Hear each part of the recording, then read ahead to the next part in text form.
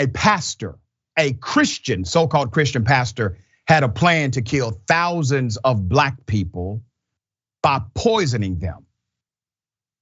He was dealt with severely by the government. This was in South Africa. Let's put up his picture full mass. Let me give you the insanity of this. I'm taking you to Johannesburg. A South African court has convicted a pastor of plotting to overthrow the government and kill thousands of black people in the country. The man you're looking at, that monster, his name is Harry Johannes Knoesen, 61 years of age, a leader of what's called the National Christian Resistance Movement. He was found guilty of high treason, incitement to carry out violent attacks, and recruiting people to commit violent attacks. Okay, wait a minute. Let me read that again to you. He was convicted of high treason, incitement, and recruiting to carry out violent attacks. You see, if he would have done that in America, they would have tried to make him a US congressman.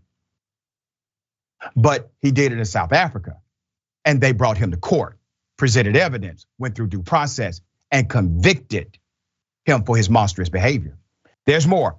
Knoesen's group explored the possibility of using biological weapons to infect and kill black people only, including the poisoning of water supplying black communities, according to the prosecution.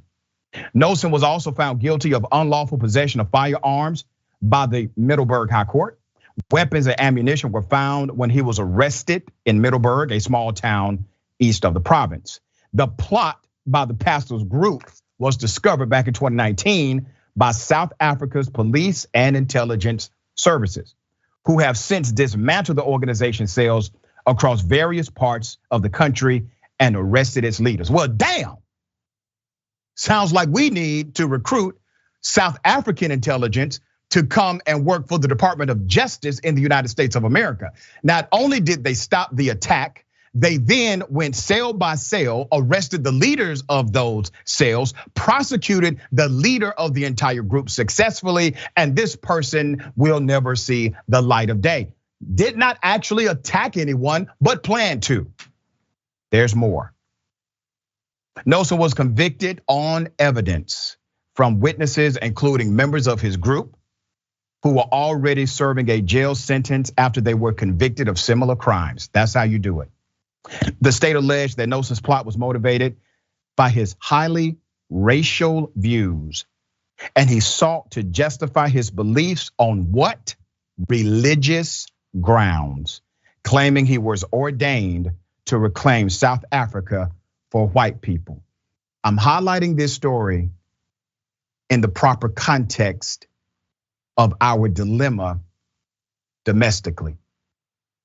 This religious fervor, this religiosity associated with white supremacy and the movement of conservatives creates exactly what you're saying here domestically, but it is not simply a domestic problem. This is worldwide.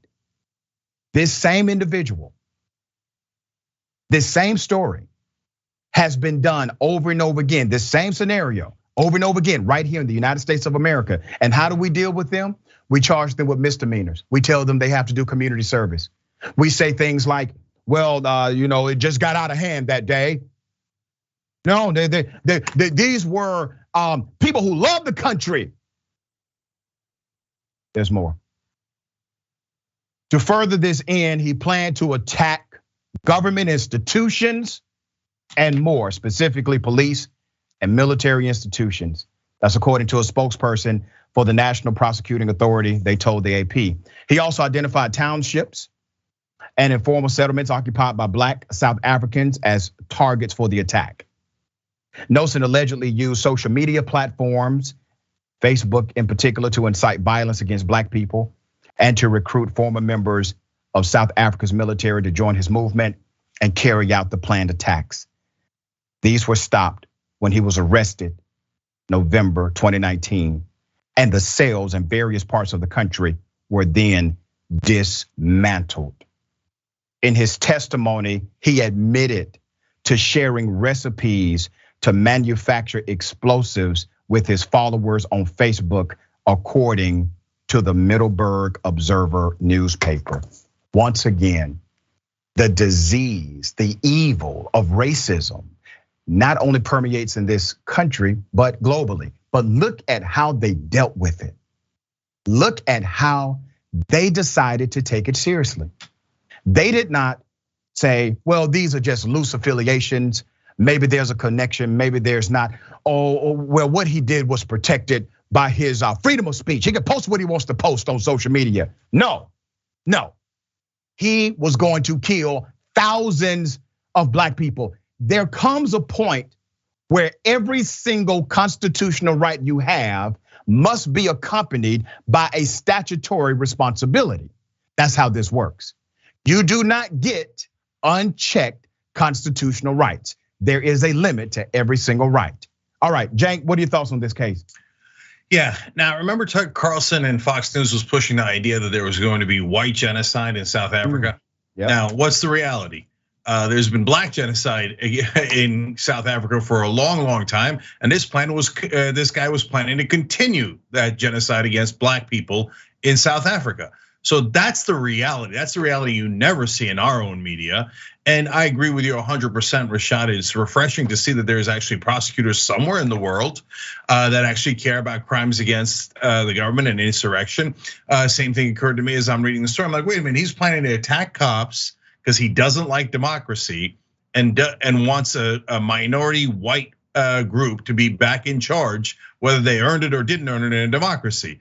Well, that sounds awfully familiar to what we're going through here. And if you prosecute someone on insurrection, they can never run for office again. But that would require a tiny ounce of courage, which no Democrat here in America has shown, unfortunately. And finally, it's so disheartening to see that Jesus is always used by these right-wing monsters as both a shield and a weapon. Oh, no, you can't say anything about me because I'm a religious man, I'm pastor. Okay, so you would be offending all religious people. No, it's offending you because you're misusing that religion and you're also using it as a weapon to attack others when Jesus said everyone should be equal. Yeah, and here's the thing, you won't hear the Joel Osteens of the world that have massive international ministries. They even have connections to South Africa. You will not hear them come out and denounce people like this. All of these Christian evangelicals who have tentacles connected to this region of the world, they will not hold a press conference. They will not create a ministerial coalition and denounce individuals like this, their rhetoric and ideology. They won't do it domestically. They damn sure won't do it in South Africa.